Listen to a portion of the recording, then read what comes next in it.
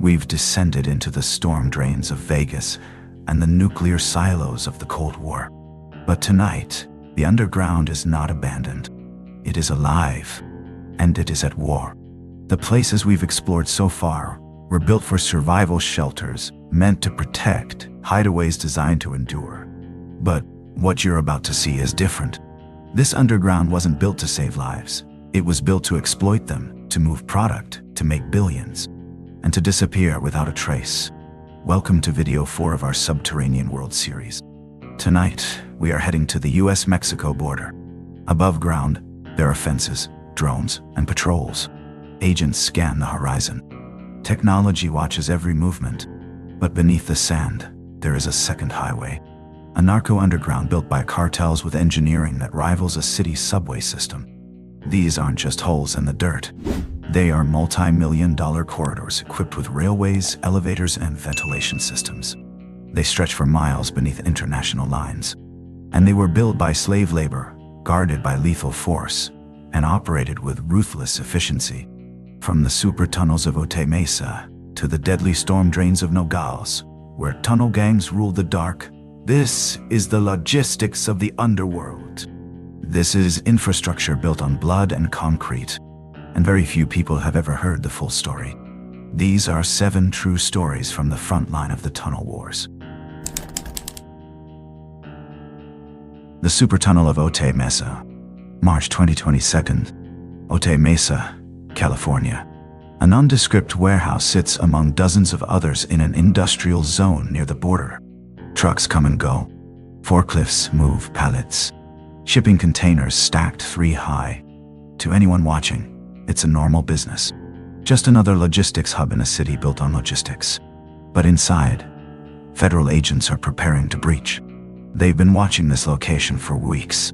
Surveillance teams tracked vehicles coming and going at odd hours. Wiretaps picked up coded conversations. Financial analysts traced shell companies and wire transfers that led back across the border into Tijuana. Layer after layer of obfuscation designed to hide one thing: a tunnel. And now, they have a warrant. The raid happens at dawn. Agents in tactical gear move through the front entrance, securing the building room by room. The warehouse is nearly empty. Concrete floors, metal shelving units along the walls. A few cardboard boxes stacked in the corner. Some office furniture. A break room with a coffee maker still plugged in. But the agents aren't looking at the inventory. They're looking at the floor. One section of the concrete, about 12 feet by 12 feet, is slightly discolored. Cleaner. Newer. The texture is different from the rest of the slab. An agent kneels down and taps it with a baton. The sound is hollow. There's empty space beneath. They bring in ground-penetrating radar. The technician runs the scanner across the floor, watching the screen as the subsurface layers reveal themselves. And what he sees stops him cold. There's a massive void directly below. A chamber, and leading away from it, a horizontal passage extending south, toward the border. This isn't just a hole. This is a structure. The team calls in heavy equipment. They need to open the floor without collapsing whatever's underneath. A concrete saw is brought in, and agents carefully cut along the seams of the discolored section. When they lift the slab with hydraulic jacks, what they find is staggering. Beneath that warehouse floor is a hydraulic lift system, industrial grade, the kind used in car garages or loading docks. But this one doesn't raise vehicles. It raises a section of concrete large enough to drive a small truck through. The platform sits on 4 heavy-duty pistons connected to an electric pump. When they activate it, the floor splits open, and beneath it is a shaft, 60 feet deep. The walls of the shaft are smooth, poured concrete reinforced with rebar. This wasn't dug by hand. This was engineered. The descent is done by ladder, steel rungs bolted into the concrete at precise intervals. An agent volunteers to go first. He clips a radio to his vest, checks his sidearm, and starts climbing down. The air changes as he descends.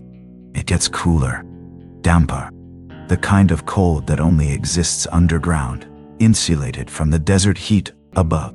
His helmet light cuts through the darkness, illuminating the walls as he goes. 20 feet, 40 feet, 60. At the bottom, his boots hit solid ground. He's standing on a concrete floor. And when he shines his light forward, he realizes he's not in a hole. He's in a corridor. "Command, you need to see this." The other agents descend. One by one, they reach the bottom and step into the tunnel. And they are stunned. This isn't a crude dirt hole shored up with scrap wood. This is infrastructure. The passage is approximately 6 feet wide and 6.5 feet tall. Tall enough to stand upright, wide enough for 2 people to walk side by side. The walls are reinforced with poured concrete up to waist height, then timber shoring above that. The ceiling is arched and supported by steel I-beams set every 10 feet. LED strip lights are mounted along the upper corners of the walls, running the entire length of the tunnel. They're connected to a generator system on the Mexican side, rigged to run silently with muffled exhaust vented to the surface through concealed pipes. And down the center of the floor, running perfectly straight into the darkness, are steel rails. A railway, not toy tracks. Industrial narrow-gauge rails, the kind used in mines. Sitting on the tracks about 20 yards in is a cart. A flatbed with pneumatic wheels designed to roll smoothly and quietly. It's loaded with bundles wrapped in plastic and duct tape. The agents move forward carefully, weapons drawn. The tunnel stretches south, disappearing into the distance. Every 50 feet, there are support columns, concrete pillars that bear the weight of the earth above. Between the columns, ventilation ducts run along the ceiling, feeding fresh air from the surface. This tunnel has climate control. One of the agents kneels and touches the rail. It's cool to the touch, recently oiled. The system has been used regularly. They continue deeper. 70 yards in, they find a junction, a side chamber carved into the wall. Inside are supplies, water bottles, canned food, blankets, a camping stove, tools. This was a rest area, a place for workers or smugglers to stop during the journey. The main tunnel continues. 100 yards, 200, 300. The agents are now well past the border fence. They're under Mexico. And still, the tunnel goes on. At the 400-yard mark, they find another cart. This one is empty, but there are scuff marks on the bed. Evidence of heavy loads dragged across it repeatedly. At 500 yards, they find electrical junction boxes mounted to the wall. The wiring is professional. Sealed conduits, breaker panels. Someone with electrical training installed this. Finally, at 600 yards, the tunnel begins to slope upward. They've reached the other side. The exit is another vertical shaft, identical to the one in California. At the top, they find a warehouse in Tijuana, abandoned in haste. Lights still on. A hydraulic lift still engaged. But no people. The cartel knew the moment the US side was breached. They had cameras. By the time agents climbed down into the tunnel, the operatives on the Mexican side were already gone. The investigation that follows reveals the scale of the operation. The tunnel took an estimated 18 months to build. The construction cost is estimated at over $10 million, possibly more. Engineers designed the route using geological surveys and CAD software. Laborers excavated over 1,500 cubic meters of earth. And the profit? Investigators believe the tunnel moved multiple tons of cocaine and methamphetamine over the course of several months before it was discovered. The street value of the seized drugs alone is over $30 million. But that's just what they found. The tunnel had been operational for at least 6 months, possibly longer. You might wonder how something like this is built without being detected. The answer is time, money, and disposable labor. Cartel engineers, often kidnapped or coerced, design these systems. They're not thugs. They're trained professionals, civil engineers, architects, mining specialists. They use the same software that's used to design subway systems. They study soil composition, water tables, and load-bearing capacity. They calculate ventilation requirements and structural stress. These are not amateurs. They work under threat of death. If they refuse, their families are killed. If they fail, they're killed. If they succeed, they might be killed anyway. Because a dead engineer can't reveal the location of the tunnel. But the architects aren't the ones digging. That job falls to laborers. Migrants promised money they'll never see. Addicts promised drugs to keep them working. Men taken from border towns at gunpoint and forced underground. They work in shifts, 24 hours a day. No breaks, no sunlight. The tunnel becomes their entire world. They dig through sand and clay. They haul buckets of earth to the surface. They install the shoring, pour the concrete, lay the rails. The air is thick with dust. The heat is oppressive. Injuries are common. Broken bones, crushed fingers, lung infections from breathing the dust. There's no medical care. If you can't work, you're a liability. And when the tunnel is complete, many of them disappear. Because a dead worker can't talk. Investigators have found remains in sealed-off branches of tunnels before. Bodies buried in the walls during construction, left to rot in collapsed shafts. Skeletal remains wedged into the earth, discovered years later when another tunnel is being dug nearby. The tunnel's worth more than the people who built it. Inside the Otay Mesa tunnel, agents found more than just rails. They found a sophisticated cart system, multiple flatbed cars that could be pushed or pulled along the tracks, each capable of carrying 300 to 400 pounds of product. The wheels were rubberized to reduce noise. The axles were greased. They found a pulley-operated lift at the Tijuana entrance, capable of lowering bundles from the warehouse above directly onto the carts below. They found sleeping areas carved into the walls, small alcoves with blankets and pillows where workers could rest between shifts. They found bottled water, packaged food, first aid supplies. This wasn't a one-time smuggling route. This was a logistics hub, a subterranean highway designed to operate indefinitely. The level of planning is staggering. The tunnel was positioned to avoid underground utilities, water mains, sewer lines, electrical conduits. The builders knew where every pipe and cable was. They routed around them. The ventilation system was designed to prevent carbon dioxide buildup. Fresh air was pulled from the surface through hidden ducts that opened into industrial vents on both properties, indistinguishable from normal HVAC exhaust. The electrical system ran on a dedicated generator that could operate for days without refueling. Even the waste was managed. Portable toilets were installed in the side chambers, and waste was removed regularly to avoid odor detection. This was engineering. But then, a crucial piece of evidence changed everything. During the raid, agents discovered surveillance equipment inside the tunnel. Small cameras mounted at both entrances, angled to cover the shafts. The cameras were wireless, feeding to a monitoring station somewhere above ground. Someone was watching, 24 hours a day. And the moment law enforcement breached the warehouse on the US side, the cartel knew. An alert was sent. By the time agents reached the Tijuana side, the Mexican entrance had been abandoned. Tools left behind. Lights still on. A cart half-loaded with product. But no people. The operation had been burned. In the following weeks, investigators tried to trace the ownership of the properties on both sides. The US warehouse was leased by a shell company registered in Delaware. The company existed only on paper. The listed owner was a fake name. The address was a P.O. box. The Tijuana warehouse was owned by another shell company, this one registered in Panama. The financial trail led through 3 countries and a dozen banks before hitting a dead end. The architects vanished. The laborers, no records. The cartel operatives, gone. No one was arrested on the Mexican side. And the tunnel itself remains, sealed now, filled with concrete, but a monument to the scale of the war being fought beneath the border. Since 1990, authorities have discovered over 200 tunnels along the US-Mexico border, and those are just the ones they found. For every tunnel detected, investigators believe several more are still operational, moving product right now beneath the feet of border agents who have no idea they're there. Because this is not a desperate criminal scrambling in the dirt. This is a billion-dollar industry with infrastructure to match. The cartels have teams dedicated to tunnel construction. They have budgets. They have timelines. They have project managers. And as long as there is profit, the digging will never stop.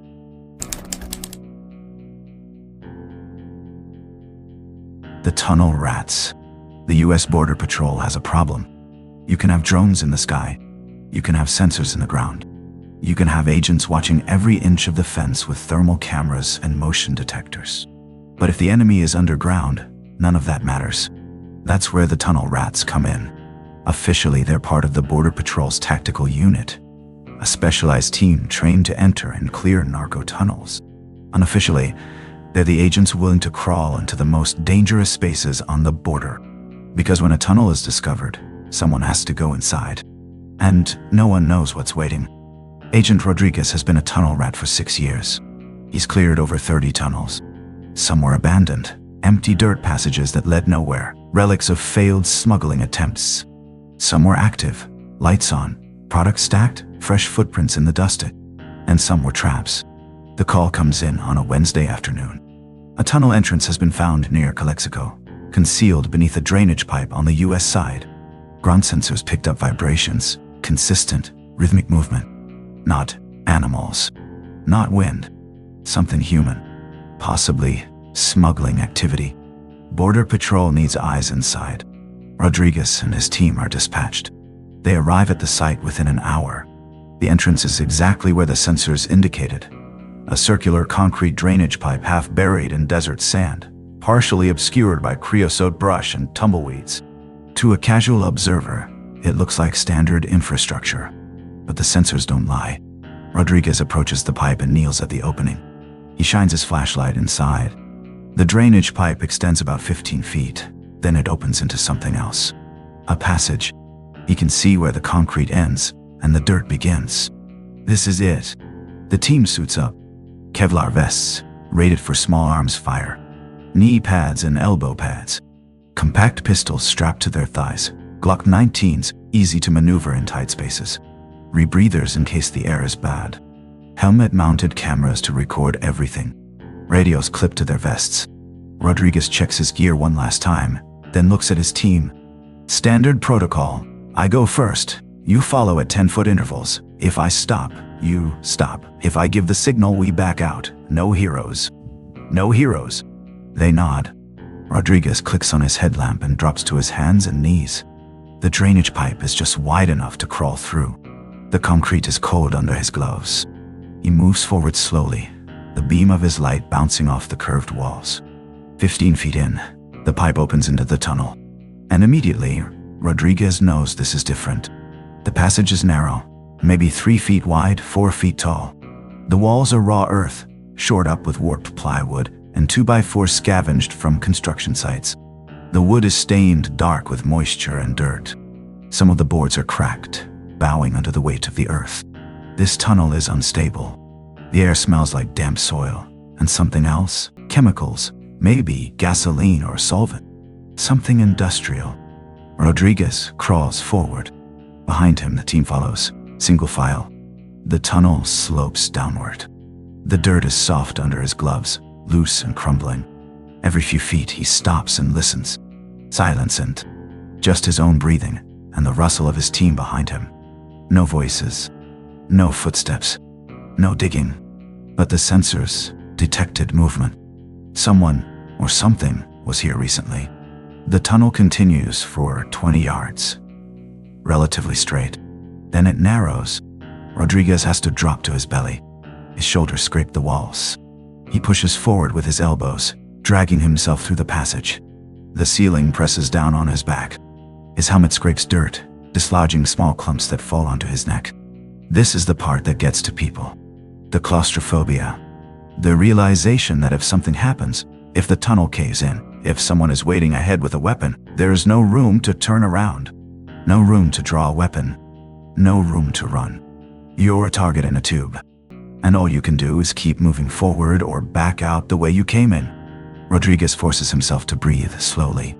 In through the nose, out through the mouth. Don't think about the tons of earth above you.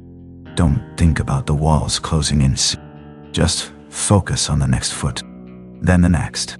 His headlamp beam cuts through the dust. 20 yards. 30. The tunnel widens slightly, just enough to get back on his hands and knees. Rodriguez pauses, shining his light ahead.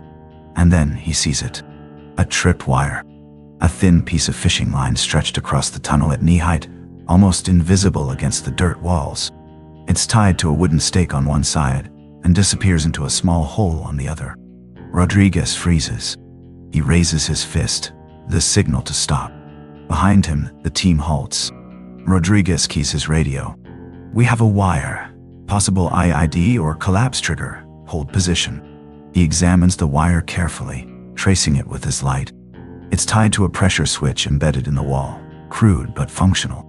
The switch is connected to something deeper in the hole. If someone had crawled into that wire, the switch would have triggered. What? An explosion? A controlled collapse to bury whoever was inside. A warning alarm to alert the cartel. Rodriguez doesn't know, and he's not going to find out the hard way. He reaches into his vest and pulls out a pair of wire cutters.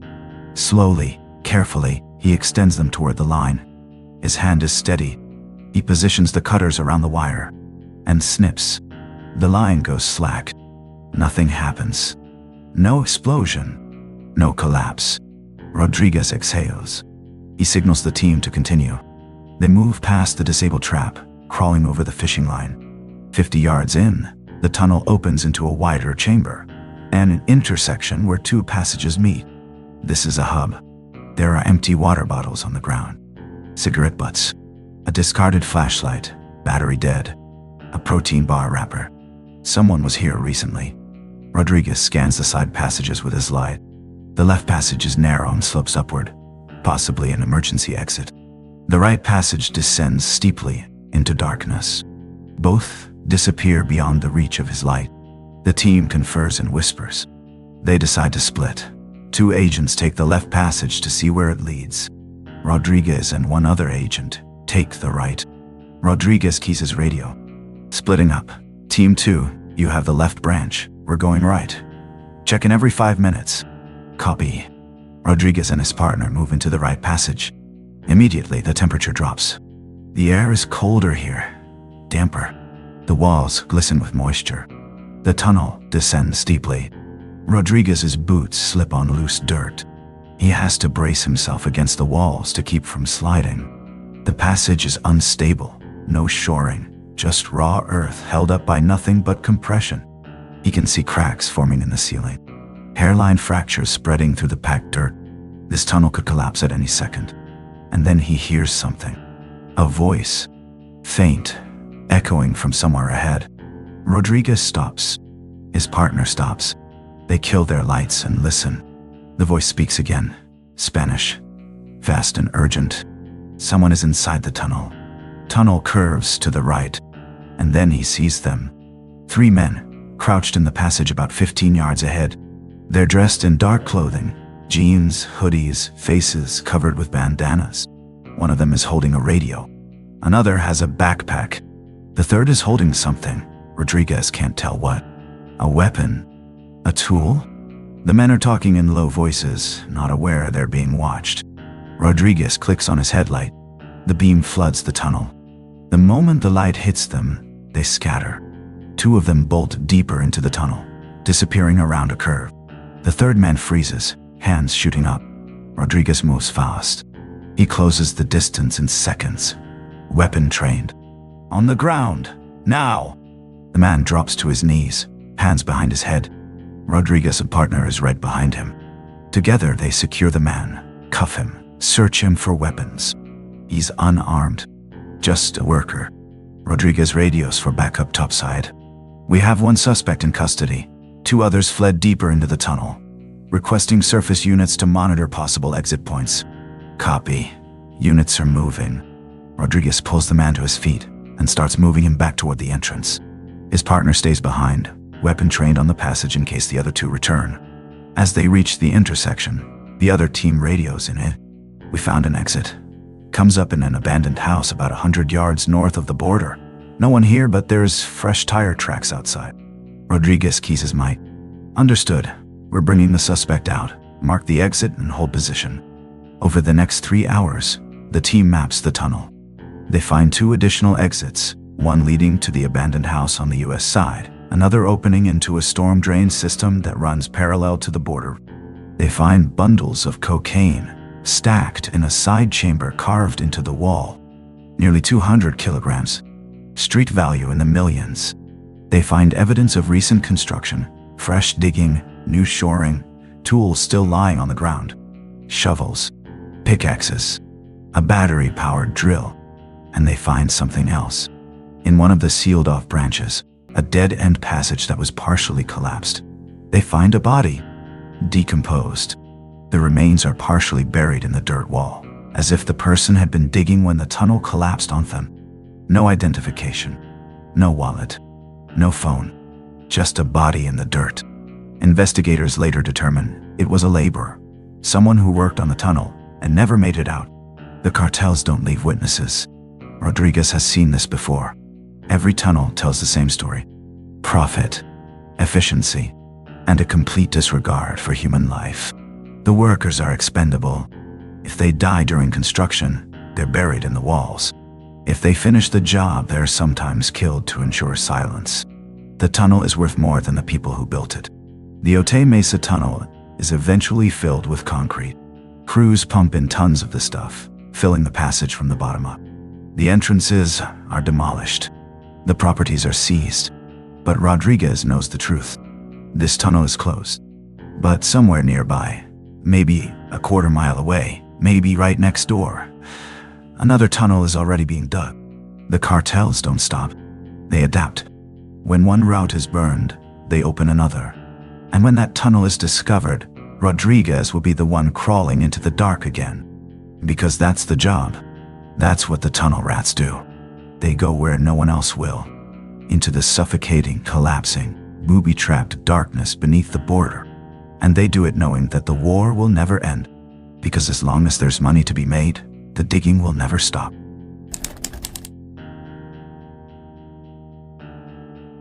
The human cargo. Calexico, California. A small border town where the temperature regularly exceeds 100 degrees in the summer. The heat is relentless, oppressive. The kind of heat that makes the air shimmer above the asphalt and bakes the concrete until you can feel it through your shoes. On the surface, Calexico is quiet. A few shops along the main street, a gas station with faded signage, a handful of restaurants serving food to locals, and the occasional lost tourist. Residential streets, lined with chain-link fences and stucco houses that seem to absorb and radiate the desert heat. The paint peels off the walls in long, curling strips. The lawns are brown and brittle, dead grass crunching underfoot. It's a town that exists in the shadow of the border, a place where two countries meet but never quite touch, where the fence runs through the middle of everything, dividing families, communities, lives. But beneath one of those houses, there is a tunnel, and inside that tunnel, people are dying. It's 2 a.m. when the call comes in. Officer Martinez is finishing his patrol shift, driving slowly through the empty streets. The radio crackles. All units, we have a possible hostage situation. Female victim reporting multiple people being held against their will. Martinez grabs the mic. This is 2-7. What's the location? The dispatcher provides an address 3 blocks from his current position. Victim is on scene at the corner of 4th and Imperial. Says there are others still inside a residence on Holt Avenue. Martinez hits the lights and accelerates. He arrives within 90 seconds. A woman is sitting on the curb outside a closed convenience store. She's barefoot. Her feet are cut and bleeding from running on hot pavement and broken glass. Dehydrated. Her lips cracked and white. Her clothes are torn and covered in dirt, and she's shaking uncontrollably despite the lingering heat of the night. Martinez parks and approaches slowly, keeping his hands visible. Ma'am, I'm Officer Martinez. You're safe now. Can you tell me what happened? She looks up at him with hollow, exhausted eyes. When she speaks, her voice is hoarse, raw from screaming or crying or both. Hay otros, there are others, she says in Spanish, switching to broken English. Still inside. They locked us in. 3 days. No food, no water. Please, you have to help them home. Where are they? She gives him an address on Holt Avenue. Martinez radios for backup and medical assistance. Within minutes, 6 patrol cars converge on the location. An ambulance follows. The house is a single-story structure with barred windows and a reinforced front door. The yard is overgrown with weeds that have died in the heat, leaving nothing but dried stalks and bare dirt. The paint is peeling in long strips, revealing older layers of paint beneath. To neighbors, it's just another abandoned property. One of many in this part of town. Properties that sit empty for years, waiting for someone who will never come back. but it's not abandoned. Officers approach cautiously, weapons drawn. Tactical formation. 2 on each side of the door. 2 covering the rear. They can see movement through a gap in one of the boarded windows. A shadow passing quickly. Someone inside knows they're here. Martinez positions himself at the front door and pounds it with his fist. "Police, open the door now." No response. He pounds again, harder. "This is the Calexico Police Department. Open this door or we're coming in." Still nothing. Just the sound of movement inside. Footsteps. Voices shouting in Spanish. They're not going to open it. Martinez steps back and signals to Officer Delgado. They position the battering ram. On 3, 1. The ram slams into the door. The wood shudders but holds. Again. Another hit. The frame begins to splinter. Again. The door crashes inward, hanging from one hinge. Officers flood inside, flashlights cutting through the darkness. The house is sweltering, even hotter than outside. The windows are boarded up from the inside with thick plywood screwed into the frames, blocking out all natural light and preventing any air circulation. The electricity has been cut. No fans, no air conditioning, no lights. Just suffocating, trapped heat that hits you like a physical force. The air is thick with the smell of human sweat, unwashed bodies, urine, and fear. A smell that gets into your throat and makes you want to gag. Officers move quickly through the front rooms. Clear. Kitchen clear. Living room clear. The kitchen is filthy. Dirty dishes piled in the sink. Empty water bottles scattered across the counter. Fast food wrappers. A coffee table covered in beer bottles. Cigarette burns in the carpet. The walls are marked with scuff marks and holes. This place has seen violence. Delgado moves down the hallway, his flashlight beam sweeping side to side. Bathroom clear. Then he reaches the back bedroom. The door is closed, and it's locked from the outside with a heavy padlock through a hasp that's been screwed into the doorframe. Delgado's stomach drops. He knows what this means. "Martinez, back here." Martinez runs down the hall. When he sees the lock, his jaw tightens. "Get the bolt cutters. Now." An officer sprints to the patrol car and returns 30 seconds later with heavy-duty bolt cutters. They position the cutters on the lock shank. Squeeze. The lock snaps with a metallic crack. Martinez pulls it free and turns the handle. The door swings open, and inside, they find 12 people crammed into a windowless room no larger than 10 by 12 feet. Men. Women. 2 children, a boy and a girl, maybe 8 and 10 years old, sitting in the corner with their arms wrapped around each other. They've been held here for 3 days. No food. Limited water, a few plastic bottles scattered on the floor. Most of them empty, the last few being rationed drop by drop. No bathroom, just a plastic bucket in the corner that hasn't been emptied. The smell of waste mixing with the stale air. The windows aren't just boarded up. They've been nailed shut from the outside with 2x4s, then covered with plywood on the inside. The door was locked. Padlocked. There was no way out. Even if they tried to break through the window, the boards outside would have stopped them. This room was a cell. The people inside are in terrible condition. Dehydrated. Exhausted. Faces gaunt and pale despite their brown skin. Eyes sunken deep into their skulls. Cheeks hollow. Some of them are lying on the floor, too weak to stand. Others are sitting with their backs against the wall, staring at nothing. The children aren't crying. They're beyond that. Just staring with empty eyes. Delgado steps into the room. "It's okay. You're safe now. We're getting you out. Están a salvo." The people don't respond immediately. They just stare. Eyes hollow. Disbelieving. As if they've been waiting so long that hope has become a foreign concept. As if this might be another trick. Another lie from the men who brought them here. One of the women starts crying. Not tears of relief. Just exhaustion. The breaking of a dam that's been holding back everything for days. Finally, being able to let go. Delgado keys his radio, his voice tight with anger. "We need paramedics inside immediately. Multiple victims, severe dehydration, possible heat stroke, 2 children among them. Get them in here now." "Copy." They're coming in fine. Officers begin helping people to their feet. Some can walk with assistance. Others have to be carried. The children are lifted gently, wrapped in emergency blankets despite the heat. Their bodies are in shock.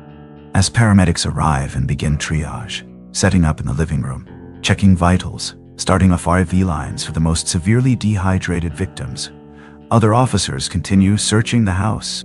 They find evidence of the smugglers in the front bedroom. Clothes, cash, about $3,000 in mixed bills, cell phones, weapons, 2 pistols, and a knife, but no people. The smugglers ran, probably the moment they heard the battering ram hit the door, probably out the back while officers were focused on the front.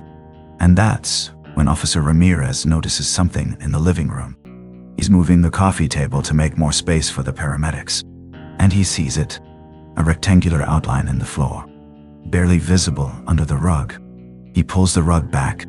There's a trapdoor, cut into the wooden floor, fitted so precisely that you'd never notice it unless you were looking. It's secured with another padlock. Ramirez's heart rate spikes. Delgado, Martinez, we've got something here. They converge on the living room. Delgado sees the trapdoor and immediately understands. Get those cutters back in here. They cut the lock and grab the rope handle. The door is heavy, solid wood, at least 2 inches thick. They lift it, and underneath is a wooden ladder descending into darkness. A wave of hot, stale air rises from below. The smell is worse than the bedroom. Earth, sweat, decay, something else they can't quite identify. We've got a tunnel. Delgado approaches and shines his flashlight down. The ladder drops about 15 feet into a narrow dirt passage below. The beam of his light barely penetrates the darkness. It just disappears into black. The air rising from below is thick, heavy, like trying to breathe underwater. Delgado looks at Martinez. I'm going down. You want backup? Not yet. Let me see what we're dealing with first. If I'm not back in 10 minutes or you lose radio contact, send a team. Be careful. Delgado holsters his sidearm and grabs the ladder. The rungs are rough wood, splintered and unstable, probably scavenged from a construction site. As he descends, testing each rung carefully, one of them cracks under his weight. He nearly falls. His heart jumps into his throat. He grips the sides of the ladder more tightly and lowers himself more carefully, testing each rung before committing his full weight. At the bottom, his boots hit packed dirt. He's standing in a tunnel. But this isn't like the sophisticated super tunnels he's seen in training videos. This is a Rathole. The passage is barely 4 feet high and maybe 3 feet wide. He can't stand upright. He has to crouch, his back bent at an uncomfortable angle. The walls are unfinished, just raw earth with minimal shoring. A few warped 2x4s prop up the ceiling in places, but most of the tunnel is completely unsupported. Just compressed sand and clay holding itself up through nothing but compression and luck. And probably not for much longer. He can see cracks in the ceiling, places where the earth is starting to separate. This tunnel could collapse at any moment. The air is oppressive, hot and thick, despite being underground, like breathing through a wet towel soaked in dirt and sweat. There's no ventilation, no airflow whatsoever, no fans, no ducts, no circulation, just dead, stagnant air trapped underground like water at the bottom of a sealed well. Carbon dioxide building up with every breath. Delgado pulls his radio, hoping the signal will penetrate. Martinez, I'm in the tunnel, no ventilation. Structural integrity is questionable. I'm going to follow it south and see where it leads. If you lose contact, I'm probably too deep. Give me 15 minutes. Copy. Be careful down there. Clock starts now. Delgado moves forward, crouching low. His back brushes the ceiling. Dirt falls into his hair, down the back of his neck. The tunnel stretches ahead into darkness, his flashlight beam revealing the passage curving slightly to the left. The walls are damp with condensation despite the heat, moisture seeping through from underground water sources. The dirt is soft underfoot, crumbling with each step. He has to be careful not to lean too heavily on the walls or brush the ceiling too hard. One wrong move, and this whole thing could come down on top of him. 20 yards in, he finds evidence of recent use. Footprints in the dirt. Dozens of them. Different sizes, different tread patterns. Men's shoes, women's shoes, children's shoes, handprints on the walls where people brace themselves as they crawl. Desperate handprints, fingers digging into the earth. As he descends, testing each rung carefully, one of them cracks under his weight. He nearly falls. His heart jumps into his throat. He grips the sides of the ladder more tightly and lowers himself more carefully, testing each rung before committing his full weight. At the bottom, his boots hit packed dirt. He's standing in a tunnel.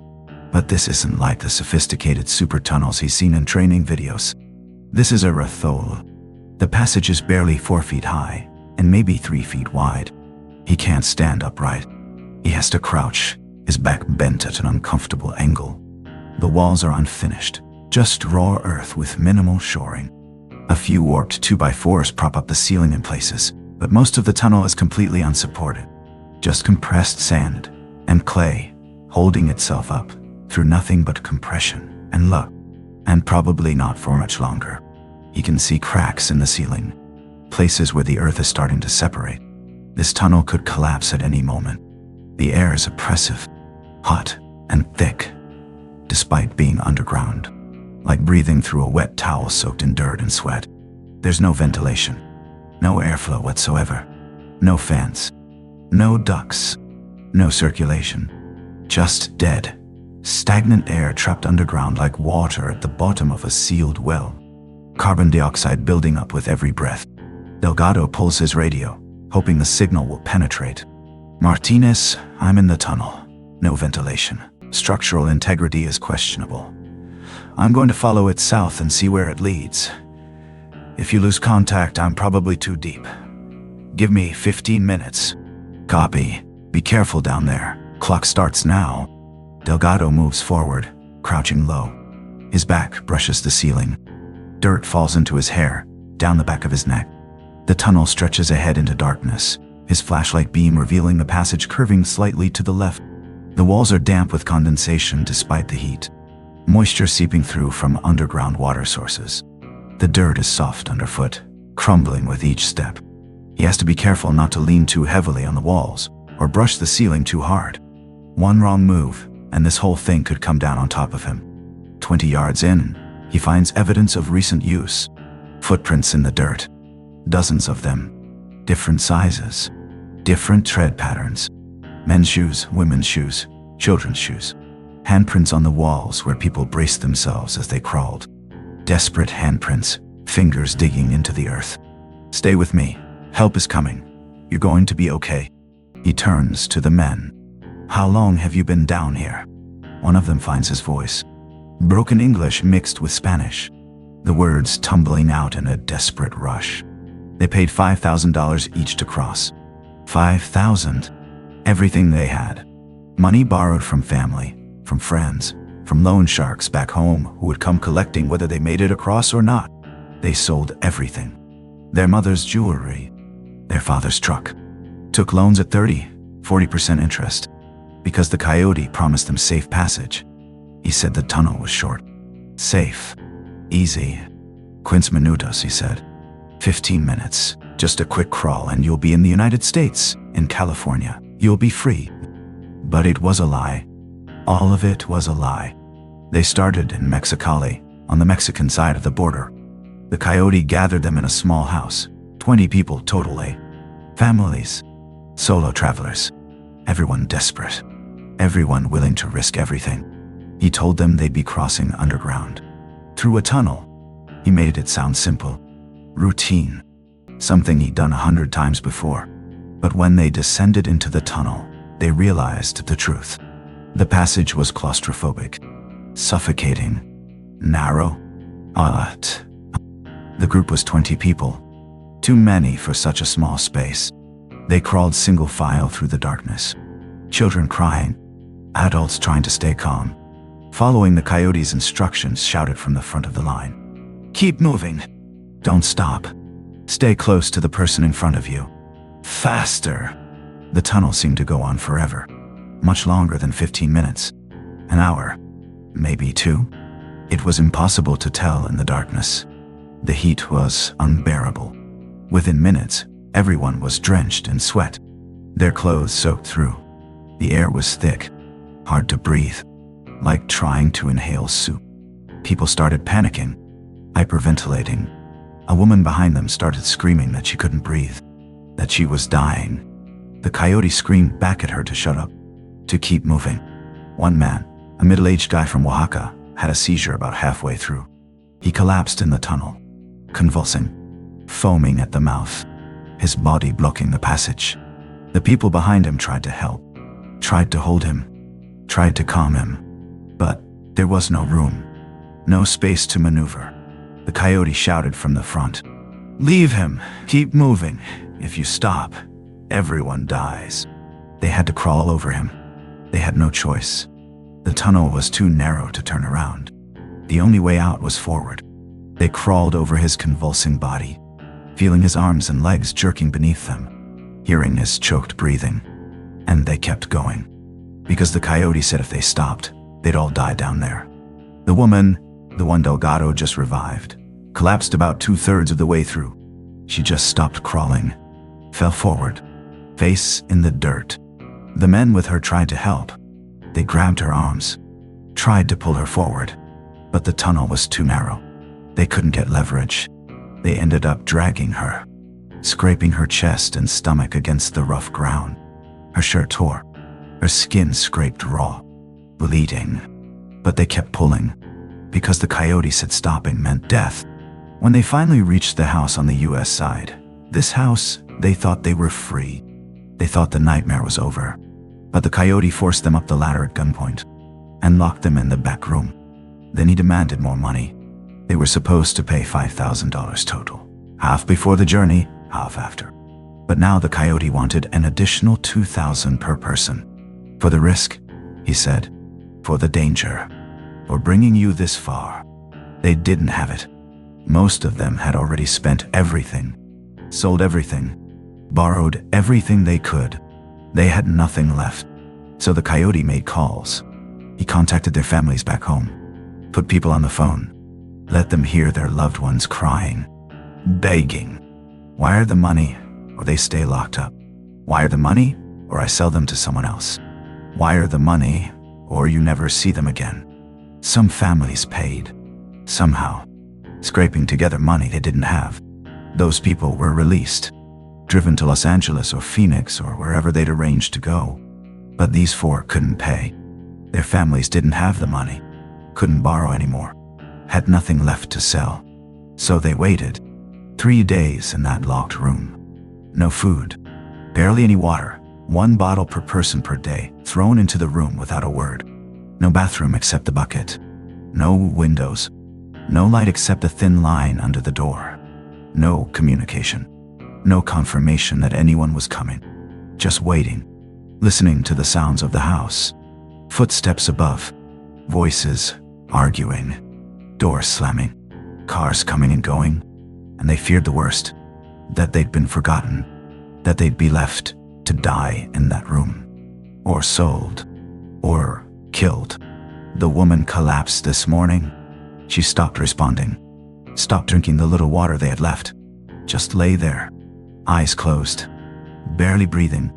The men tried to help her, tried to wake her, but she wouldn't respond. They thought she was dying. They thought they'd all die down here in the tunnel, in the room, in this prison they paid everything to reach. Delgado listens to all of this, his jaw tight, his hands clenched. Behind him, he hears voices, footsteps. The paramedics are coming down the ladder. "Over here," Delgado calls. 30 yards in, 2 paramedics crawl through the tunnel, carrying a portable medical kit and a collapsible stretcher. They reach the group and immediately start working, checking vitals, starting forward lines with bags of saline. The woman is first, severe dehydration, possible heat stroke. The men are also severely dehydrated. One has a respiratory infection from the dust and poor air. Another has an injury to his back, probably from being dragged or crushed in the tunnel. "We need to get them out of here," one of the paramedics says. "This air is toxic. CO2 levels are off the chart." They work quickly. The woman is placed on the stretcher. 2 officers who've come down help carry her back to the entrance. The men are helped to their feet, guided back through the tunnel. Delgado follows them out. Once everyone is topside, Delgado returns to the tunnel. He needs to find the other side, the Mexican entrance. He continues south through the passage. The tunnel extends another 100 yards, maybe more. The conditions worsen the farther he goes. The ceiling sags in multiple places. The walls are crumbling. His radio loses signal. He's alone, in the dark, in a tunnel that could collapse at any second. But he keeps going, because he needs to see, needs to understand the full scope of this operation. At the far end, he finds the Mexican entrance, a cinder block shed in a Tijuana backyard. The door is wide open. No one inside, just some tools, empty water jugs, cigarette butts. The coyote on the Mexican side fled the moment the operation was compromised. Maybe someone called him. Maybe he was watching. Either way, he's gone. Delgado climbs out and stands in the Tijuana backyard. The sun is starting to rise. He can see the border fence about 50 yards away. He radios Mexican authorities with his location. Then he heads back through the tunnel to the US side. The investigation that follows reveals the full scope of the operation. The tunnel had been used for at least 6 weeks, maybe longer. Dozens of people had been moved through it. Each person paid between $4,000 and $7,000. Most were held in the safe house until family members wired additional payments. Those who couldn't pay were held indefinitely. Some were handed off to other criminal networks, forced into labor, prostitution, debt bondages. The tunnel itself was a death trap. With no ventilation, carbon dioxide built up to dangerous levels. In the summer heat, temperatures inside exceeded 110 degrees. People were crawling through an oven, an airless oven. Investigators find more evidence in the days that follow. Discarded belongings in the tunnel, water bottles, shoes, too heavy to carry, left behind, a child's backpack with a stuffed animal inside, clothing, and in a side chamber, a small alcove dug into the wall about halfway through the tunnel, they find a body. A man, young, maybe 25, partially covered with dirt. The medical examiner determines he died of suffocation. Probably the man who had the seizure, the one the group was forced to crawl over. He died in the tunnel, and someone, probably the coyote, dragged his body into the alcove and covered it with dirt. So the next group wouldn't see, wouldn't panic, wouldn't refuse to enter. The body had been there for at least 2 weeks. The people Delgado pulled out of the tunnel all survive. They receive medical treatment. They're placed in the care of immigration services. Their cases are processed, but they are the lucky ones. Investigators believe dozens of others weren't so fortunate. The tunnel is filled with concrete. The safe house is seized. The investigation continues. But Delgado knows the truth. This won't stop. Somewhere else along the border, another tunnel is being used right now.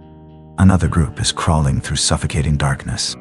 Another coyote is threatening people, taking their money, their dignity, their lives, and another person might not make it out alive.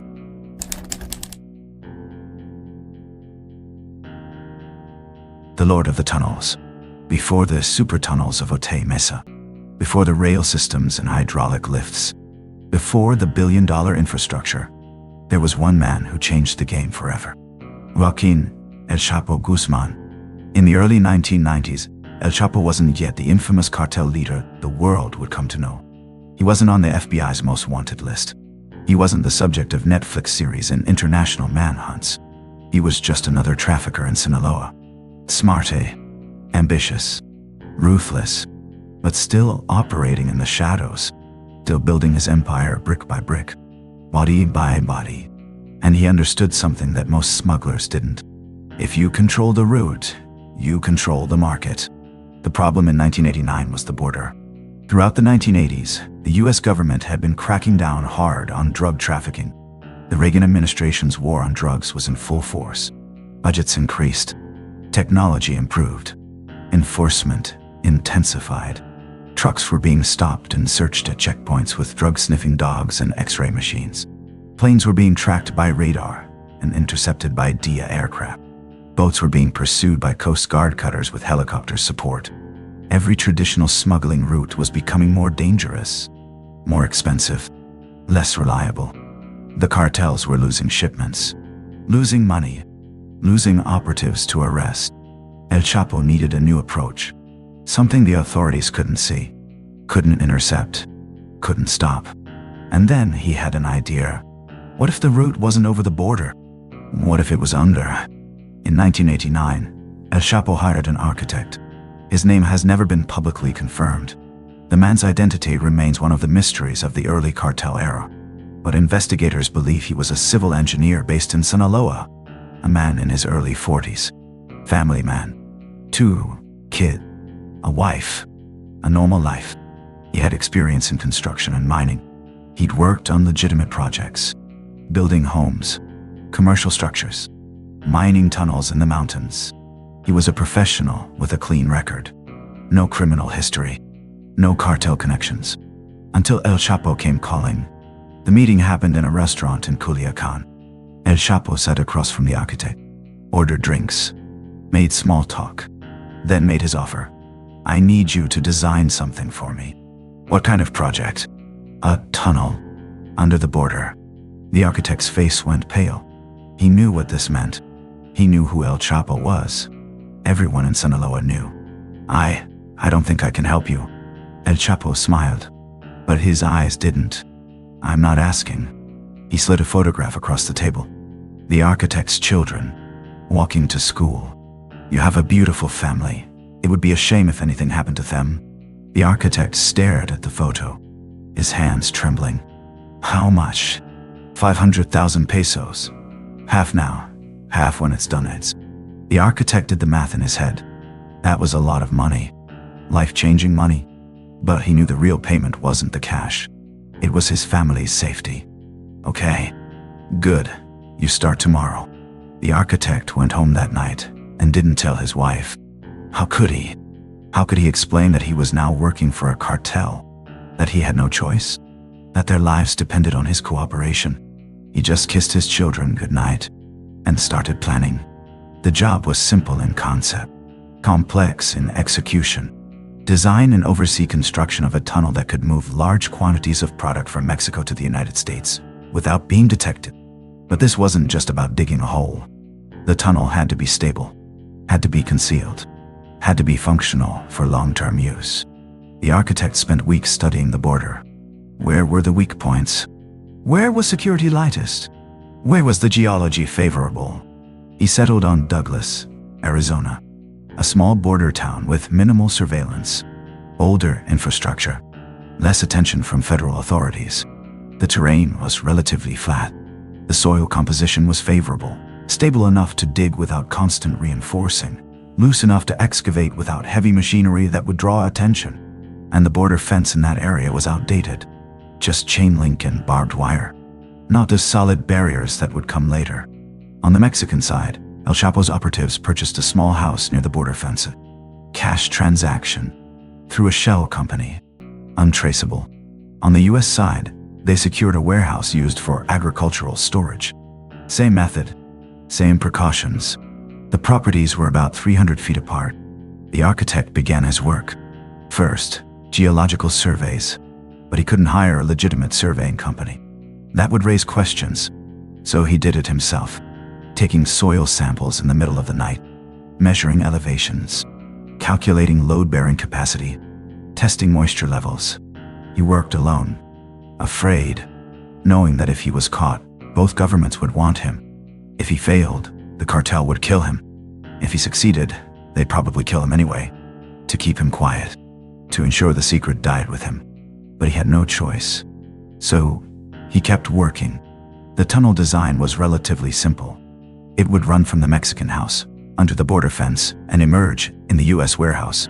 Total length, approximately 300 feet. Depth, 30 feet below the surface. Deep enough to avoid detection from ground-penetrating radar. Shallow enough to excavate without industrial equipment. Width, 3 feet. Height, 5 feet. Enough room for a person to crouch walk through while carrying product.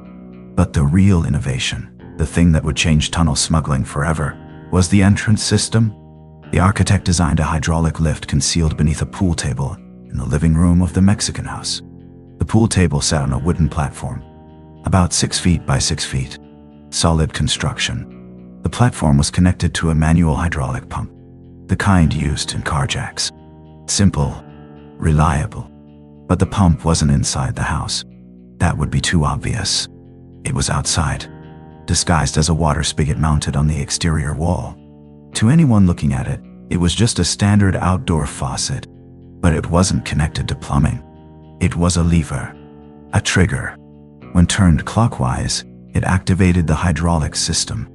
The platform, along with the pool table, balls, cues, everything, lifted straight up, revealing a square shaft descending into the earth.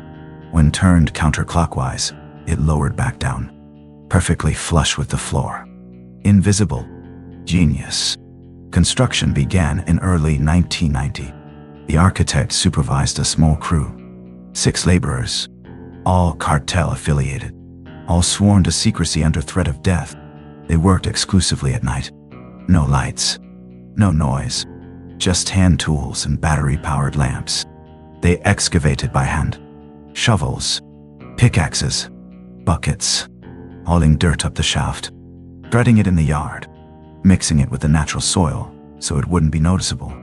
The work was slow, back-breaking, 5 feet a day on average, 10 feet on a good night. The walls were reinforced with timber shoring, 2x4s and plywood purchased from hardware stores across 3 states. Small quantities from each location, nothing that would raise suspicion. The floor was left as packed dirt. The ceiling was arched, engineered to distribute the weight of the earth above, reducing the risk of collapse. After 3 months, the tunnel reached a border fence. They dug carefully under the posts, checking constantly to make sure they weren't disturbing the surface. Any movement, and Border Patrol would investigate. Then they continued north, under us soil. This was the most dangerous part. If they were discovered now, there would be no escape, no explanation, just arrest. Or worse. After 6 months, they reached the warehouse. They excavated upward, creating a vertical shaft that opened inside the building. The exit was concealed beneath a false floor, a section of wooden planks that could be lifted to reveal the opening below. When it was closed, it looked like part of the original floor. Invisible, unless you knew exactly where to look. The tunnel was complete. In year 1990, the architect inspected every inch, checked the structural integrity, tested the hydraulic system. Everything worked perfectly. El Chapo was pleased. He paid the architect the remaining money, shook his hand, thanked him, and the architect went home, terrified, waiting for the bullet he knew was coming. But it didn't come. Not yet. The tunnel operated for nearly 2 years, moving product, generating millions. The operation was quiet, efficient, professional. Cartel operatives would load cocaine and marijuana into backpacks on the Mexican side, enter through the hydraulic lift, crouch walk through the tunnel, emerge in the US warehouse, load the product into trucks, distribute it across the country. The system worked flawlessly. But in 1990, someone talked. The tip came from an anonymous source, possibly a rival cartel, possibly a disgruntled worker, possibly someone with a conscience. Border Patrol received information about unusual activity at the Douglas warehouse. They began surveillance, watching, waiting. They noticed vehicles arriving at odd hours, staying briefly, leaving. No visible cargo, no employees, just patterns that didn't make sense.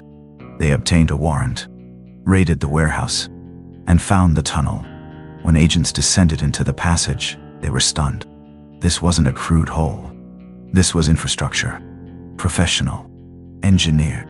The walls properly shored, the ceiling stable, the passage straight and level. They followed it south, under the border, into Mexico, and found the hydraulic system, the pool table, the hidden platform, the water spigot trigger. It was unlike anything they'd seen before. The raid made international news. Sophisticated drug tunnel discovered under border. DE officials called it a game changer, a new era in smuggling. The tunnel was filled with concrete, the property seized, multiple arrests on the US side, but El Chapo was never connected, at least not publicly. And the architect, he disappeared. For a few months, he lived in fear. waiting, knowing the cartel would come for him. And they did. 3 months after the tunnel was discovered, the architect was driving home from a job site. A car pulled up beside him, forced him off the road. He was taken, driven into the desert, and he was never seen again.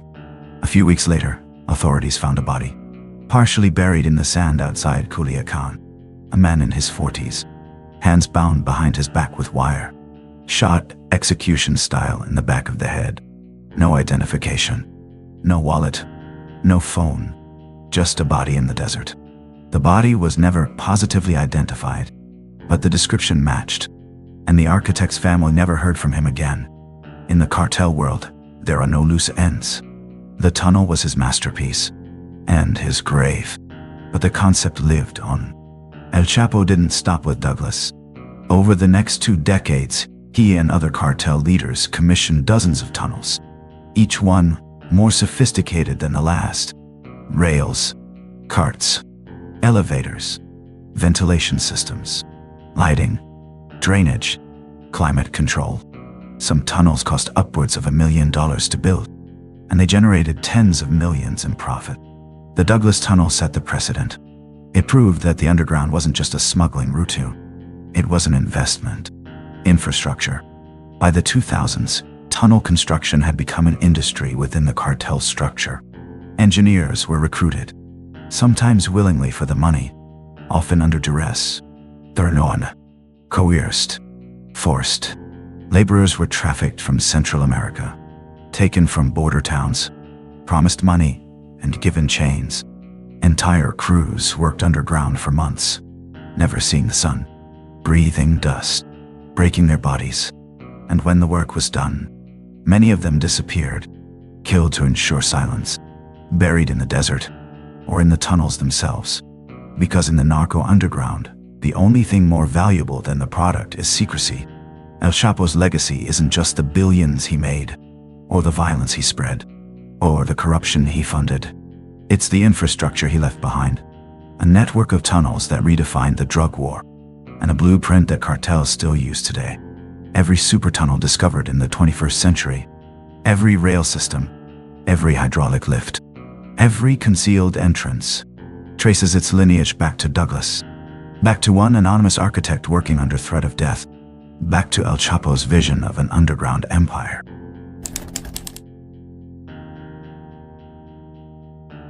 The collapse. Yuma, Arizona. The desert here is different from other parts of the border. The soil is loose, sandy, fine particles that slip through your fingers like water. It shifts with the wind, forming dunes that migrate slowly across the landscape. It erodes with the seasonal rains, carving deep arroyos and channels that appear overnight. And when you dig into it, it doesn't hold. The sand is too fine, too dry. It has no cohesion. It collapses inward, filling voids almost as fast as they're created. Geologists call it incompetent soil, unsuitable for construction, unsuitable for tunneling, deadly. This makes Yuma one of the most dangerous places along the entire border to build a tunnel. The geology is actively hostile, but that doesn't stop the cartels from trying, because Yuma is also one of the least patrolled sections. Long stretches of empty desert, minimal infrastructure, fewer agents per mile than anywhere else, budget constraints, personnel shortages, vast distances. It's a calculated risk, high danger, but low detection probability. And sometimes, the cartels lose the bet. In 2016, a tunnel was being dug near the Yuma border crossing. It wasn't a super tunnel, wasn't commissioned by the major cartels, wasn't engineered by kidnapped professionals. It was a gopher hole. A crude, hastily constructed passage meant for short-term use. The kind of tunnel dug by small-time operators trying to move product quickly before moving on. The crew working on it was small, maybe 6 or 7 men. Migrants promised money they'd never see. Men with no other options. Men who'd been picked up in Mexicali or San Luis Rio, Colorado, told they could earn $2,000 for 2 weeks of work. Just digging. Just labor. They were told it was safe. They were told it would be easy. They were lied to. They worked at night to avoid the brutal daytime heat. Starting around 9 p.m., working until dawn, using hand tools, shovels, pickaxes, buckets to haul the sand. Their bare hands when the tools broke. Battery-powered work lights, the kind you buy at hardware stores. The walls were shored up with scrap wood, warped 2x4s, stolen pallets, sheets of plastic to keep the sand from trickling through. The ceiling was barely reinforced, just a few boards propped at irregular intervals. No engineering, no calculations, no safety measures. It was shoddy work, dangerous work, but speed was more important than safety. The cartel operative managing the project, a mid-level guy, not important enough to have a name anyone remembers, wanted the tunnel operational within a week. He was under pressure from above. Product was stacking up on the Mexican side. Buyers were waiting on the US side. Every day of delay was lost money. So he pushed the crew. Faster. Deeper. Don't stop. They were digging fast. Too fast. On the third night, the tunnel had reached about 70 feet in length, maybe a third of the way to the US side. The crew was working at the far end, extending the passage. One man, a guy named Miguel from Oaxaca, was at the facet, digging, duping sand with a shovel and passing it back in buckets to the next man. The others formed a chain, passing buckets back to the entrance, dumping them, passing empty buckets forward. A rhythm, mechanical, mindless, exhausting. And then Miguel noticed something. A trickle of sand falling from the ceiling. Just a few grains at first, then a steady stream. Like an hourglass, he looked up and saw a crack spreading across the ceiling. A dark line opening in the wood shoring. The board was bending, bowing under weight. "Get out!" he shouted. He dropped the shovel and tried to turn around, but the tunnel was too narrow. He had to back up, crawling backward. "Move! Move!" But it was too late. The collapse happened in seconds. The board snapped with a sharp crack, and then the ceiling came down. A section maybe 10 feet long. Tons of sand and earth. No warning. No time to run. Just a massive, suffocating avalanche. The tunnel filled like a funnel being poured full of sand. Miguel was directly underneath. He managed to get his arms up, protecting his head. But the sand came down with terrible weight, crushing, burying. He tried to scream, but sand filled his mouth, his nose, his eyes. He couldn't breathe, couldn't move. The pressure was immense, like being at the bottom of the ocean.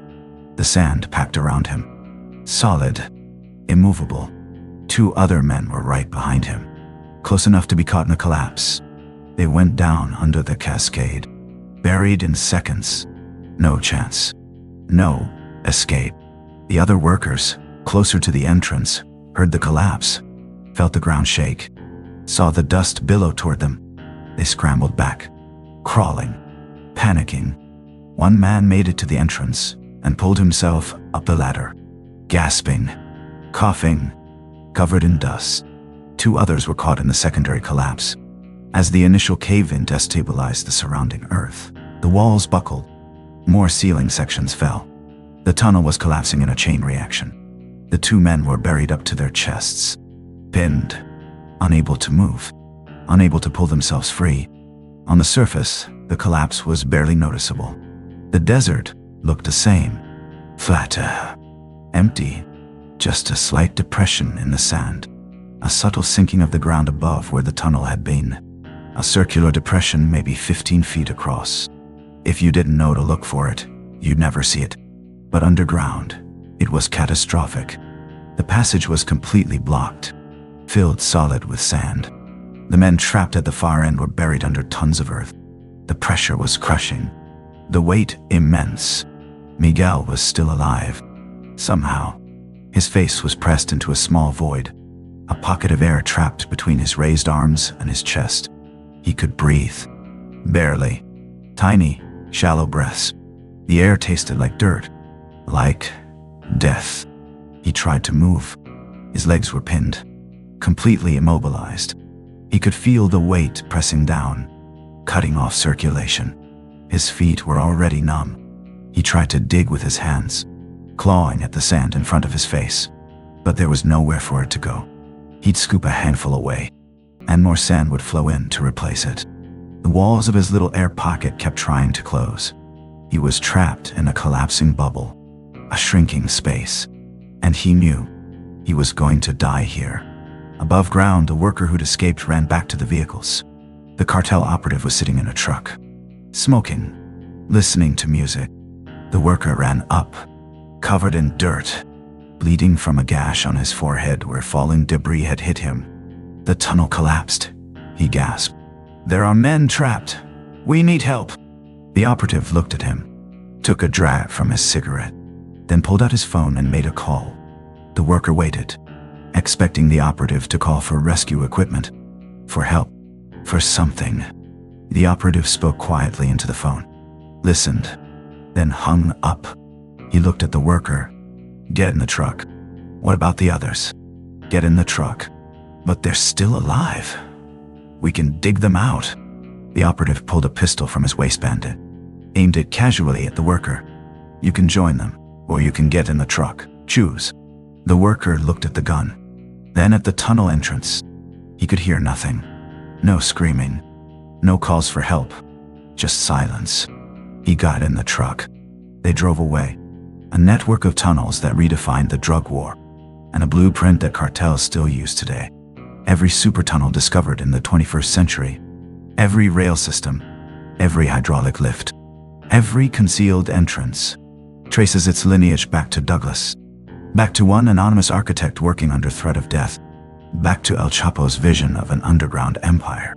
No wallets, no phones, no documents, just the clothes on their backs, and those told the story. Worn jeans, cheap shoes, t-shirts with logos from Mexican businesses. These weren't cartel operatives. They were workers, laborious, migrants, expendable.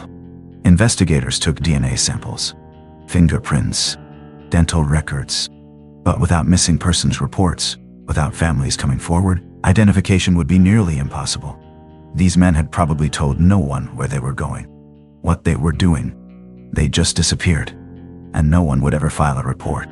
Eventually, after months in the medical examiner's office, the bodies were buried in unmarked graves in a county cemetery. No names, no services, no mourners. Just 5 men who died in the dark, crushed by sand and greed. The tunnel site was documented, photographed, then filled with concrete. The surface was smoothed over, and within weeks, the desert had reclaimed it. No sign it had ever been there. But the cartel had already moved on. Investigators detected seismic activity from a new tunnel less than a mile away. Different location, same risk, same expendable labor. Because the collapse didn't matter. The deaths didn't matter. 5 lives meant nothing against the billions at stake. The product had to keep moving, and there were always more workers, more desperate men willing to dig, more bodies to bury in the sand.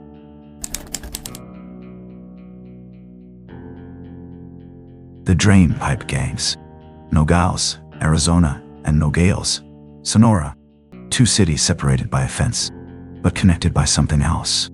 A massive storm drain system. The tunnels were built decades ago to manage monsoon flooding. When the summer rains come to the Sonoran desert, they come hard. Walls of water. Flash floods that can turn dry arroyos into raging rivers in minutes. The cities needed drainage. Infrastructure to channel the water away from streets and homes. So they built the tunnels. Concrete tubes wide enough to walk through. Some sections 12 feet in diameter. Others smaller, maybe 6 feet, stretching for miles beneath the streets, running under both sides of the border. A shared system connecting 2 countries. Officially, their city infrastructure. Drainage, flood control, public works. Maintenance crews are supposed to inspect them, keep them clear. But budget cuts meant fewer inspections, less oversight, and the tunnels became something else. Unofficially, they're a war zone. The storm drains of Nogales have become a no-man's land, a subterranean territory controlled by gangs known as Tilas. The name comes from the Spanish word for the tunnels themselves, las tilas. The drains? These aren't cartel operatives working for the major organizations. They're not professional smugglers with supply chains and distribution networks. They're opportunists, street-level predators, addicts, thieves, violent men who found a kingdom in the dark. They live in the tunnels, sleep in hidden chambers carved into the walls, stash supplies in sealed alcoves, claim territory, and defend it with violence. Migrants use the drains to cross the border. It seems safer than the desert. No heat, no exposure, a direct route. Word spreads in migrant communities. Use the drains. It's faster. It's protected. But it's a trap. Smugglers use the drains to move drugs. Small loads, personal quantities, avoiding the checkpoints and patrols above. And the tireless use the drains to hunt. They wait in the darkness, and they prey on everyone who enters. Officer Ramirez has patrolled the Nogales drains.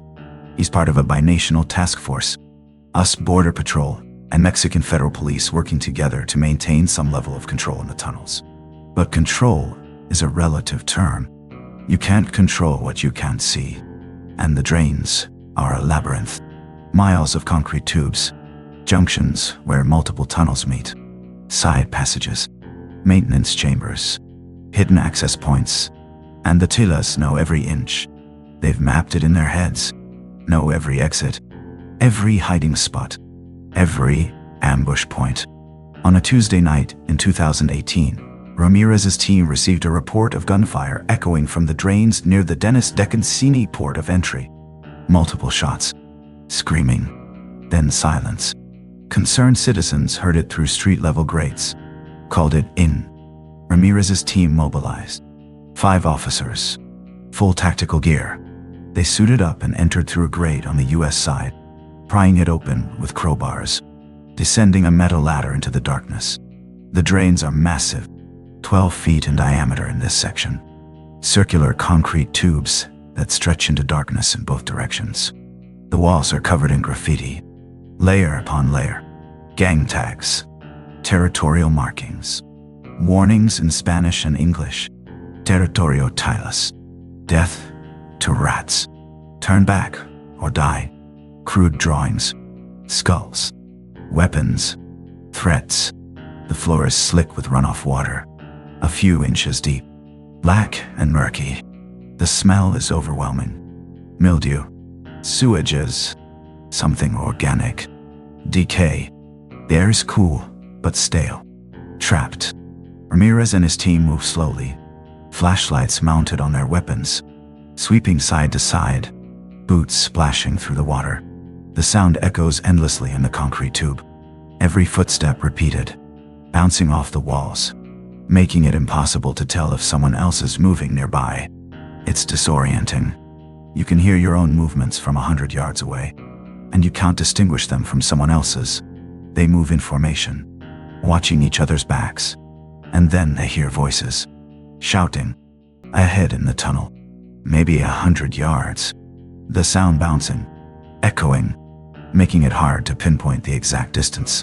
Ramirez signals his team to halt. They kill their lights, stand in absolute darkness, and listen. The voices are speaking Spanish. Fast, aggressive, multiple speakers, an argument, someone pleading, someone threatening, and then a gunshot. The sound is deafening, absolutely deafening in the enclosed space. The muzzle flash lights up the entire tunnel for a split second. Like a camera flash in the dark, the sound bounces, echoes, repeats, like thunder in a canyon. Ramirez's team moves fast. Lights on, weapons ready. Police, don't move. Their voices echo, multiple repetitions. 50 yards ahead they see them. 4 men in a confrontation. 2 of them are armed.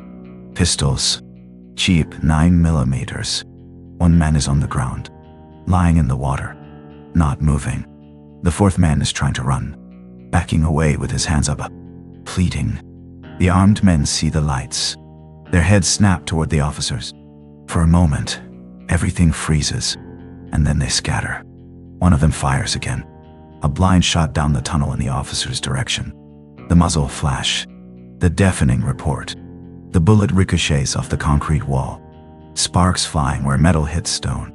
The ricochet winds past Ramirez's head, so close he feels the displacement of air. Ramirez's team takes cover behind a support column, built into the wall. They return fire. 3 shots. The muzzle flashes illuminate the tunnel like a strobe light. Freeze frame images. The armed men diving into a side passage. Gone. Vanished into the maze. Ramirez signals 2 officers to pursue. Go, but be careful. They sprint forward, disappear into the side passage. Ramirez moves forward to the man on the ground. The other 2 officers cover him, weapons trained on the darkness. The man is conscious, but bleeding heavily. Shot in the leg, high up, near the groin, the femoral artery. Blood pumping out with each heartbeat. Dark blood, arterial, pooling in the water around him. Ramirez drops to his knees, the water soaking through his pants, and applies pressure with both hands. Stay with me. What's your name? The man's eyes are wide, terrified, tears mixing with the water on his face. Carlos. My name is Carlos. Okay, Carlos. You're going to be okay. We're getting you out of here. But Ramirez isn't sure that's true. The bleeding is bad. Really bad. He keys his radio with his shoulder. We have 1 GSW victim. Leg wound, arterial bleed. Need medical extraction immediately. We're approximately 200 yards in from access point 7. Copy. Medics are coming. ETA 5 minutes. 5 minutes. Carlos might not have 5 minutes. Ramirez presses harder, trying to slow the bleeding. Carlos tries to speak, his voice weak, fading. They took everything. My money, my phone. I just wanted to cross. He's not a gang member. He's not a smuggler. He's a migrant. Just a man trying to get to the other side. Ramirez keeps pressure on the wound. How many were in your group? 8 of us. We entered on the Mexican side, near the monument. Someone told us the drains were safe, faster than walking through the desert. Where are the others? They ran when the shooting started. I don't know where they went. The Tijuana had been waiting, probably at this junction, a choke point where everyone has to pass. No way around. They wait in the darkness, silent, invisible. And when migrants or smugglers come through, they ambush them. Step out with weapons. Demand money. Phones. Jewelry. Anything of value. Those who resist are beaten or shot. Like Carlos. Those who comply are robbed and released. Sometimes. Other times, they're taken deeper into the tunnels. Held for ransom. Families contacted. Wire money, or you never see them again. Or worse. Women assaulted. Men forced to work off debts. Bodies left in the water when they're no longer useful. Ramirez's team secures the area. 1 officer moves to the junction, watching the passages. The other checks Carlos's belongings. His pockets are empty. Wallet gone. Phone gone. Even his shoes are missing. Taken. The 2 officers who pursued the gunman return, breathing hard. They're gone. Side passage leads to at least 3 different junctions. Could be anywhere by now. We heard movement ahead but couldn't get eyes on them. The Tijuana know the tunnels better than anyone. Better than the police. Better than the engineers who built them. They live down here. This is their home. Their territory. They know every junction. Every outlet. Every hiding spot. Every section where the echo distorts sound. Every chamber where you can wait invisible in the dark. By the time paramedics arrive, Carlos is barely conscious. They work fast. Pressure bandage. 5A line. Saline. They load him onto a stretcher and carry him out. He survives. Barely. 2 surgeries to repair the damage. Physical therapy to learn to walk again. But his journey ends here. He's processed by immigration. Detained. Eventually deported back to Honduras. The $8,000 he'd saved over 2 years. Working construction jobs. Sending less money home to his family so he could save for the crossing. Gone. Stolen by the Tijuana in 30 seconds. Over the following weeks, Ramirez's team increases patrols in the drains. But it's like fighting shadows. The Tylus control the darkness. They have lookouts, spotters positioned at key grades, watching for police vehicles. When officers enter, whistles echo through the tunnels. Warnings, coded messages that bounce and carry for miles. By the time police reach a location, the Tylus are gone, melted into the maze. The violence continues. A smuggler is found stabbed to death in a side passage. His products stolen. 50 pounds of marijuana gone. A woman is discovered barely alive, assaulted, left in the water to die. She survives, but she won't talk, too afraid of retaliation. Attila is found shot, execution style, victim of a turf war with a rival gang. Different sections of the drain controlled by different groups. Territories marked by graffiti. Borders defended with blood. And because the drains cross international lines, jurisdiction is complicated. US authorities can patrol the US side. Mexican authorities can patrol the Mexican side. But in the tunnels, where exactly is the border? The line runs through the middle of the system. When a crime happens in that space, whose jurisdiction is it? When a gang member shoots someone on one side and flees to the other, who pursues?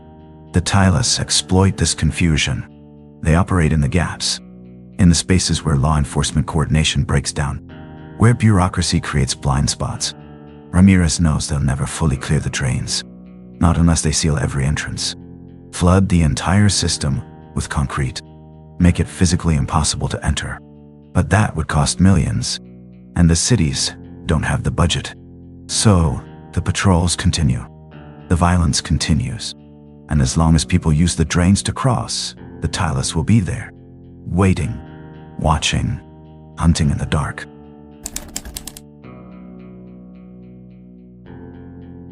The Zombie Tunnel, San Luis, Arizona.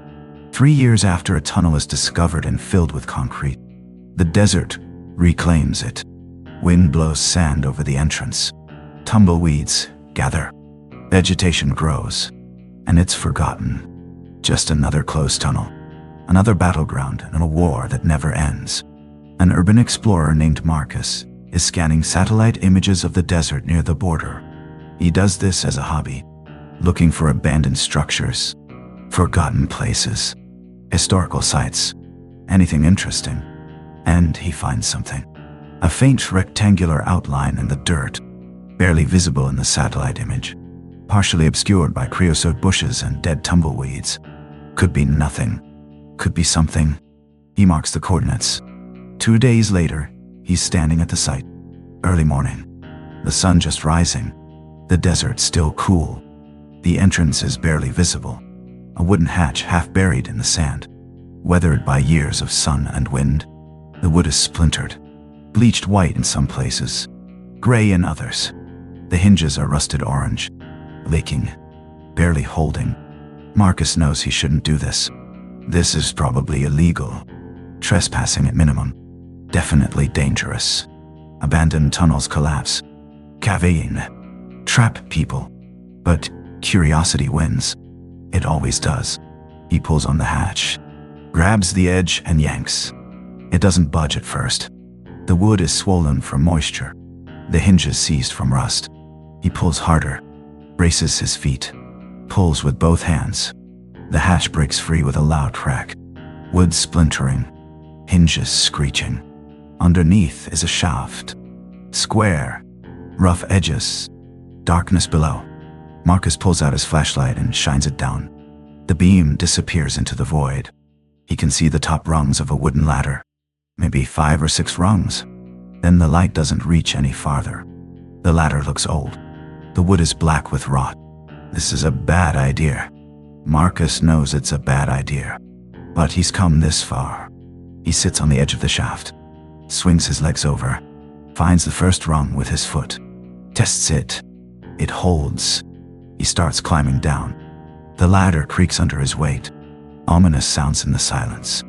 Wood groaning. Protesting. One of the rungs snaps. His foot goes through. Crashes through rotted wood. His stomach drops.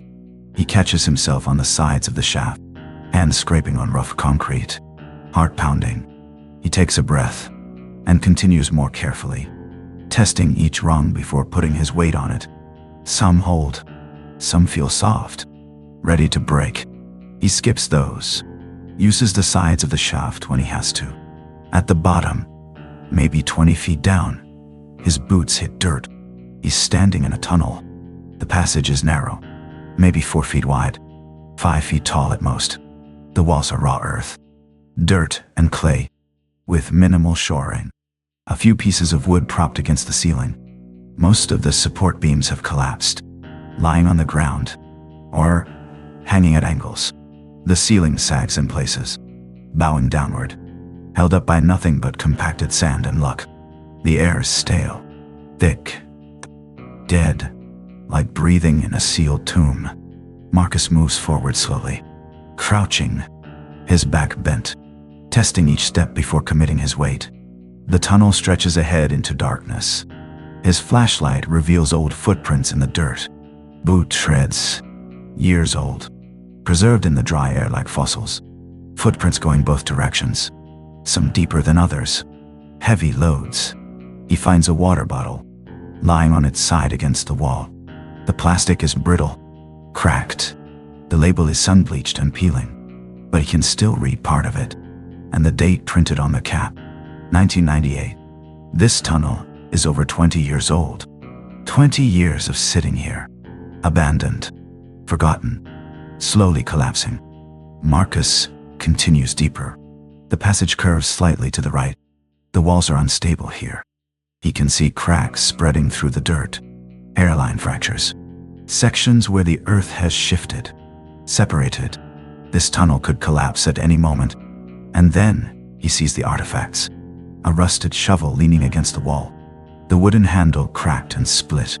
The metal blade orange with oxidation. A coil of electrical wire, corroded, brittle. The insulation crumbling away. A backpack, partially buried in the dirt, just the top visible. Marcus kneels and brushes away the loose dirt. Grabs the backpack, pulls it free. The fabric tears under his fingers. Rotted. He opens it carefully. Inside he finds a flashlight. Heavy, metal, dead battery corroded and leaked. Green and white crystals coating the terminals. A bottle of pills. The label worn completely off. Just a white plastic bottle with a childproof cap. A wallet. Leather. Dried and cracked. Marcus opens the wallet. There's no cash. The bills would have disintegrated. No credit cards.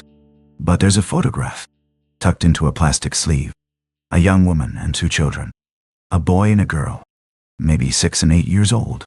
Smiling, standing in front of a house, frozen in a moment of happiness from decades ago. Marcus looks at the photo for a long time, wondering who they were. Wondering if they know what happened to the person who carried this. Probably not. He closes the wallet, puts it back in the backpack. This feels like a grave. He keeps moving. The tunnel descends slightly, sloping downward. The air gets colder, damper. He can hear water dripping somewhere ahead. Slow, rhythmic, drip, drip. And then his flashlight catches something in the dirt wall.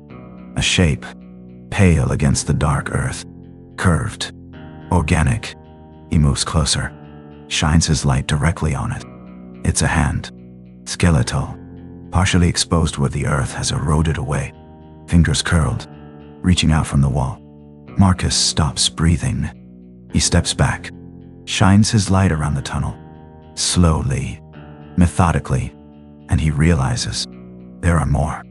Bones embedded in the walls, a ribcage protruding from a collapsed section of ceiling, the ribs arcing out, still partially articulated. A skull, half buried in the floor, just the top of the cranium visible, eye sockets filled with dirt. This tunnel is a graveyard. Bodies buried in the walls during construction, left here when the tunnel was abandoned, forgotten. Marcus doesn't touch anything. He backs away slowly, carefully, retracing his steps toward the entrance, his heart pounding. But then he hears something, a low rumble, felt more than heard. Vibration through the ground.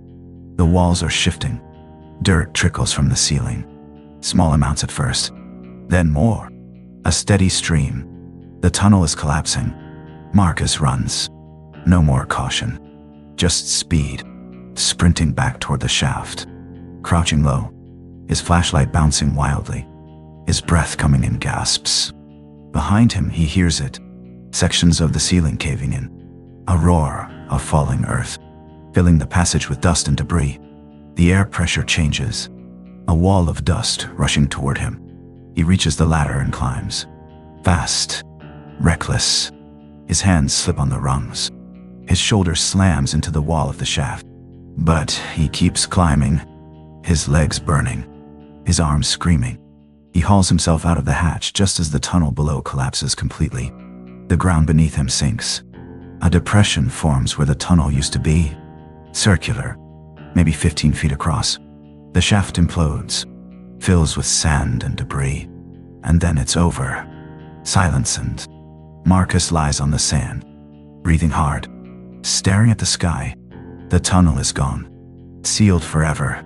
Entombed. He reports the site to authorities, gives them the coordinates, tells them about the remains. A recovery team is dispatched, but by the time they arrive 2 days later, the tunnel has completely collapsed.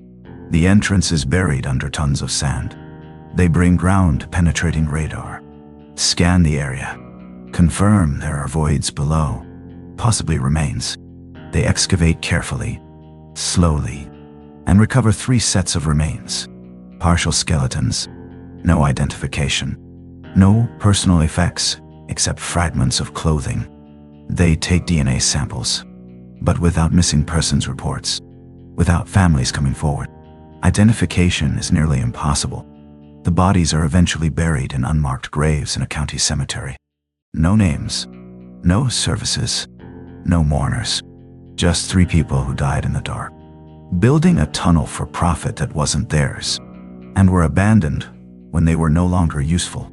They fill them with concrete. They block the entrances. They demolish the shafts and pour in tons of rubble. But for every tunnel they close, another one opens in the dark. Because under the border, the only law is gravity and greed. Since 1990, authorities have discovered over 200 tunnels along the US-Mexico border. Some were crude, hand-dug holes barely wide enough to crawl through. Others were engineering marvels, complete with rail systems, ventilation, and hydraulic lifts. The technology is getting more advanced every year.